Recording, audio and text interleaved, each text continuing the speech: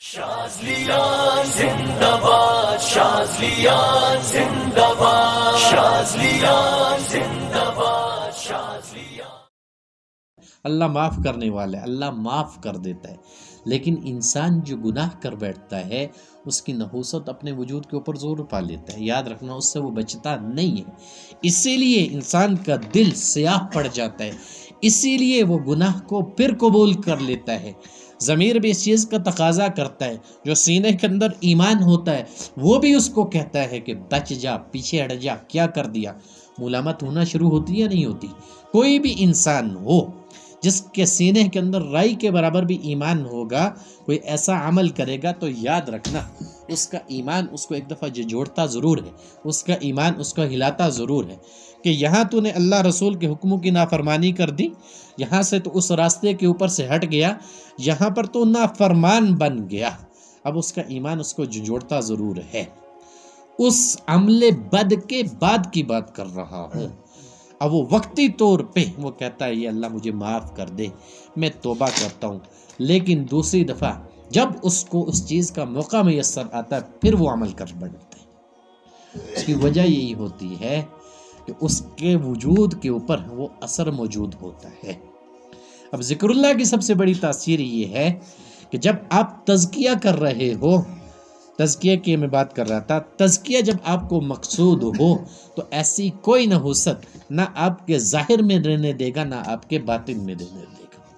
ظاہر سے مراد انسان کی کسی قسم کی خواہش باطن میں ہوتی ہے، لیکن پورا وہ ظاہر میں آ کے کرتا ہے، چاہے وہ اس کے ہاتھوں کی کرنے کی ہو، چاہے وہ اس کے کانوں کی کرنے کی ہو، چاہے اس کے آنکھوں کی کرنے کی ہو، چاہے اس کے وجود کے کسی حصے کی کرنے کی ہو۔ اب باطن کے اندر یہ خواہش پیدا ہوتی ہے کہ میں اس عمل سے گزروں یا یہ میں عمل کروں۔ اب وہ باطن ظاہر کے اوپر لوٹ کے یا تو اس سے عمل بد کروائے گا یا عمل صالحہ کروائے گا۔ اب کامیاب تو وہ انسان ہوگا جس نے عمل صالحہ کیا ہوگا، اپنے آپ کو سیدھی راہ کے اوپر چلایا ہوگا، اپنے وجود کو گناہوں کی نحوست سے بچایا ہوگا اور اپنی بدعملیوں سے اس نے اس کو بچایا ہوگا۔ اب یہی چیز ہے، اسی کے لیے ہم محنت کروا رہے ہیں، اور اس سلسلے کا یہ خاصہ ہے کہ جب آپ اس کے ساتھ ذکر اللہ کے ذریعے جڑتے ہو تو آپ شیاطین کو بھی اچھے طریقے سے پہچان لیتے ہو، ان کے واروں کو بھی پہچان لیتے ہو، پھر ان سے مقابلہ کرنا بھی آپ کو آ جاتا ہے۔ اسی لیے بچے کو جب اجازت دی جاتی ہے، جب وہ اپنا عمل کرتا ہے تو بڑے بڑے حیران ہو جاتے ہیں کہ یار اس نے کیسے یہ عمل کر لیا، تو فلاں فلاں فلاں فلاں جگہ گئے وہاں نہیں ہوا۔ ہمارے پاس بھی آنے والے بہت سارے ایسے آئے، جانتے بخوبی حضرات کہ انہوں نے ہم نے کہا کہ ہم فلاں جگہ فلاں جگہ فلاں جگہ۔ ایک بات یاد رکھنا، شفا صرف اللہ کے ہاں مقدر ہوتی ہے، کوئی انسان شافی نہیں ہو سکتا، لیکن اس چیز کے ساتھ جڑنے کی وجہ سے بتا رہا ہوں کہ اللہ نے اس کے اندر شفا کا مادہ رکھا ہوا ضرور ہے،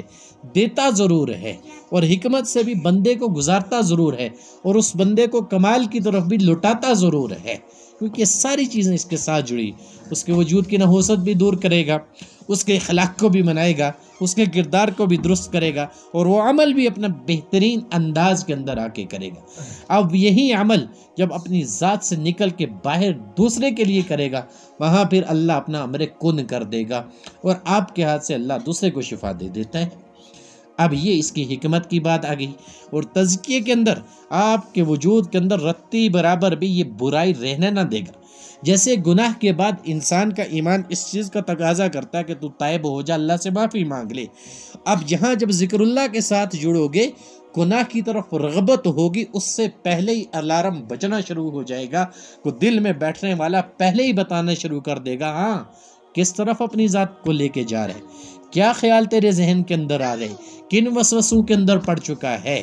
کیوں تو بڑی چیز کے ساتھ جڑ چکا۔ اللہ کے کلمات بہت بلند ہیں، اور اس کے ساتھ جڑنے والے کو بھی وہ چھوڑتے نہیں، وہ بھی پستی کے اندر نہیں رہتا، اللہ اس کو بھی بلند کر دیتا ہے، اس کے معاملات کو بھی بلند کر دیتا ہے۔ پھر اللہ صرف بلند نہیں کرتا، اس کے تمام معاملات کو اللہ سنبھال لیتا ہے،